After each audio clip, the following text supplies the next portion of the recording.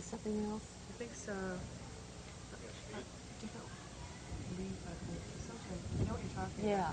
I'm always trying to figure what tree it is.